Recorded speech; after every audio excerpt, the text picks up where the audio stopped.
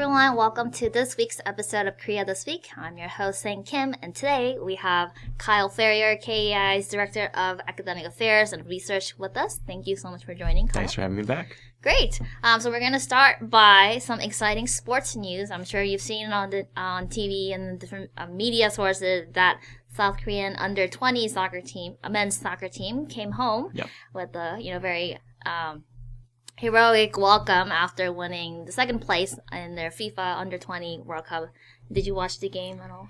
I'm afraid I didn't, but I heard it was pretty good for the first 5 minutes, and then afterwards it sort of sloped down a bit. But right, I mean, it was still good. It portends pretty good. Coming in second, youth under 20 comes a good trajectory for the future. Right, it was a very pleasant surprise for just the whole tournament itself, right? Because no one was really expecting for them to go that far, but they just did an amazing thing. They were this close to winning the championship, but still number 2 in the world. That means something. And especially the midfielder Lee Gang-in won the Golden Ball, which is big deal. It's a big deal. It's for the most prominent player for the entire tournament, so congratulations for him, and also they have a very bright future going forward.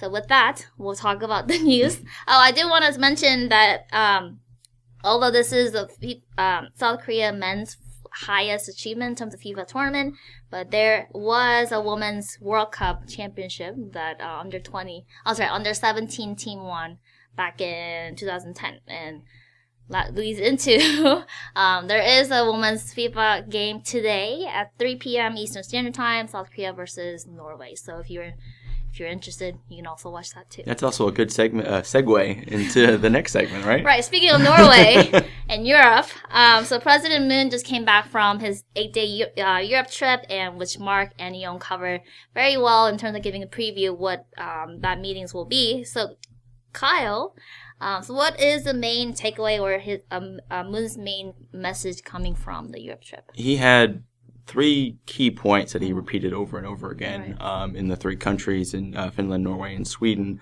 And they were economic cooperation, environment, and peace. And I'll go through them each separately. But on economic cooperation, especially, it seemed as if he wanted South Korea to follow the Nordic model of these countries, because his domestic economic agenda is focused on equitable and innovative-led growth. And he and these countries are really good, at least at his perspective, on advancing these areas. So on innovation, in terms of cooperation, with Sweden, they had signed an MOU with SMEs, and then they created a Korea Startup Center in Sweden. In Norway, there's Science and Technology Joint Commission and a cooperation on shipbuilding, both countries, South Korea and Norway, have a strong competitive advantage in. And in Finland, there was they agreed to start a Korea-Finland Startup Summit with MOUs on small and medium enterprises and the 4th Industrial Revolution. And moving from innovation growth to equitable growth, or in Moon's vernacular, income-led growth. You see with Sweden an MOU on gender equality and family policies. With Norway, a bilateral agreement on social protection. And on Finland, they agreed to work closely on inclusive growth and demography challenges. And then moving from the economic side to the environmental side, they talked a lot about, in Sweden, they talked about environmental friendly car batteries. Norway, cooperation on hydrogen. That's been something that's huge, especially with Hyundai, as they try and look at the next generation of energy that's eco-friendly.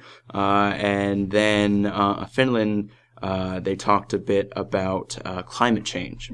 And moving on to peace, there was a lot of history with these 3 countries in developing a peace within Europe and around the world. So with Sweden, they've been involved in the Korean Peninsula under the Neutral Nation Supervisory Commission, which sort of does work with the UN command as it relates to North Korea. You have Norway promoting international peace and mediating agreements. I think he mentioned that most Koreans know Oslo because of Kim Dae-jung. He got his Nobel Peace Prize and gave a speech there. And then Finland, the Helsinki peace process, of course, which helped to reconciliate relations between the Eastern and Western blocs in Europe at the time in the Cold War. So those were sort of the key points that he was really trying to get across in all those countries, and they not only reflect his domestic agenda, but also this peace agenda, his international focus as it relates to North Korea. Right, which are very important points. So that leads into nicely to our next topic, North Korea. So we know that President Trump received a letter. Beautiful letter. A beautiful letter, according to President Trump, from Chairman Kim Jong-un. So do we know anything else besides that he received a letter? So at this point? Moon talked a little bit about the letter during his trip. He had mentioned that there was parts of the letter which Donald Trump hadn't mentioned, and that they were very interesting. And we'll see what they are as time goes on. But we really haven't seen anything really much beyond that. Moon had actually commented on this outside of the official remarks in the press briefings of some of these countries, where he had talked about really looking for more opportunities to talk with North Korea. He wants to pursue a inter-Korean summit before the G20, when Trump will visit South Korea just afterwards. So Moon's trying to push diplomatic momentum using the G20 as a conduit, as Trump is doing, and then he also said that on the sidelines of these conversations in the Nordic countries, that the working level talks should be stressed more between the U.S. and North Korea. And he said that in order to prevent something like what happened in Hanoi, we'll need to really focus on the working level talks between Steve Biegun and his North Korean counterpart. Right. So that's some of the things that's been commented on. We know that there may be talks restarting again at the working level between the U.S. and North Korea, but there's not really too much we know in terms of details just yet. Right.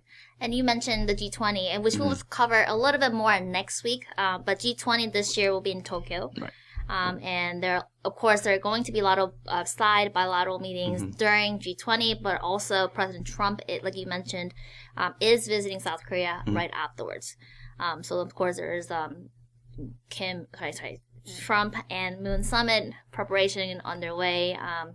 Secretary Pompeo had a call with Minister Kang to discuss more details. And it's also being reported that he may visit Seoul before Trump gets there. Right. And talk with his counterpart, Lee Do-hoon, who they're actually having a conversation this week here in Washington. Absolutely. And on top of that travel and visit, we heard a big news this morning or over the weekend that President of China, President Xi Jinping, is going to North Korea. Right. This week, actually, tomorrow, I think? Later this week, yeah. Right. So how significant is this? Well, it's pretty big. It's pretty big news. We don't really know too much of what's going to be on the agenda yet. We can only sort of surmise what's going to be talked about. But it's the first meeting, it's the first visit from Xi Jinping to North Korea, even though it's the fourth meeting between Kim and Xi in the past 2 years. Xi will probably try to encourage Kim Jong-un to come back to the negotiating table. But at the same time, he'll be offering up economic incentives as a way to bring them back. But at the same time, he's constrained by international sanctions on North Korea. Right. If you're Xi Jinping, your number one objective on the Korean Peninsula right now is stability, and the alternative to negotiations is untenable. So there may be some incentive for him to be a bit creative, but I don't think we should see anything too out of the box from him in terms of what we should expect. I think he's going to try and work within the confines that he's been presented, and try and help advance the denuclearization talks as needed. Now, there's an extra layer here that could come into play, but I don't know how much it's going to matter. And that's, of course, the escalating trade war between the United States and China. There's been times as which at least Trump has tried to connect the North Korea issue with the trade war, but it seems as if that's been sort of put to the side for now, and it seems as if both states are looking at the trade war and the North Korea issue separately. But that could be a complicating factor. We'll have to see how things play out later this week. Right. And also this multiple bilateral summits. We've seen this before. Like around last year, we just hit the 1-year anniversary of the Singapore summit. And we know that before the U.S. and North Korea summit, Kim Jong-un met with Xi before that. Yeah. So could this also be another momentum towards another rounds of bilateral talks? I think it could be, but it will ultimately depend on the U.S.-North Korea nexus of those overlapping bilateral meetings. Now, Xi can come in and try and help incentivize, help broker a deal, some sort of way through which the U.S. and North Korea can get back to the table. But it's really unclear what they'll be able to do. But China has a lot of cards to play when it comes to North Korea. They don't really want to play all of them all at once because, again, they want stability on the Korean Peninsula, and they don't necessarily want to, start pressure them so much to start a regime change or regime collapse, something along those lines. I think that they'll continue to play in a way that sort of helps advance diplomacy, and I don't know where this will go. Hopefully it will help bring North Korea back to the table and through some sort of promises with economic cooperation. Should the U.S. and North Korea come to a deal on the denuclearization end of it. But there's only so much Beijing really can do right now. Yeah, absolutely. And there's really no rest on Korean Peninsula. It's always something's always happening. Someone's always traveling back and forth. Yeah, and it's interesting that all these sides keep doubling down on the bilateral leader-led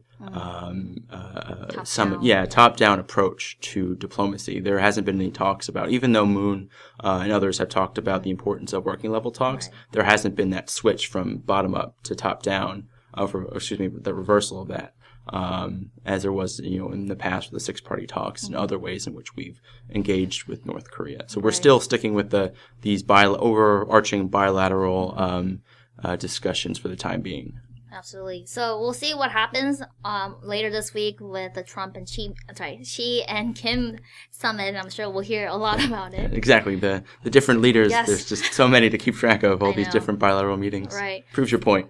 So that's all the news for this week, but I do want to mention some of the exciting KEI events that we're hosting. So on Wednesday, we're hosting an event with KIAP. It will be on Korean Peninsula, overall U.S. Korea alliance, and there will be multiple papers that we presented that are only available here, so you have to physically come, or else the event will be live cast on our YouTube and also Facebook as well. And Kyle, do you want to tell us about the APS speakers? Yeah, sure. We have a couple of academic paper series programs, papers that actually just came out. Both of which deal with North Korea. One of which is written by Brian Port, who's at the Department of Defense. And he looks at methodologies which we use to understand North Korea, and argues that we should be really more focused on some of these methodologies, not just so much our assumptions of what goes into North Korea's policy. So we should have a stronger understanding of what those assumptions are, test them, and then that's how we should shape our policies. It's actually a really interesting and a new approach to how we talk about North Korea. And then the other paper, also a rather interesting paper, has to deal with economic engagement with North Korea, specifically through special economic zones, and how North Korea could potentially play off South Korea and China in these economic zones moving forward as we talk about denuclearization and inter-Korean economic engagement more broadly. Yeah, so Dr. Clement's paper, if you missed the event last week, it's on our it's on our YouTube page. You can watch the video. Both papers are on the website. Yes. Yeah. Great. Well, thank you so much, Kyle, for joining us and sharing your insights. And thank you for watching. And we'll be back next Monday at 2 p.m. Bye.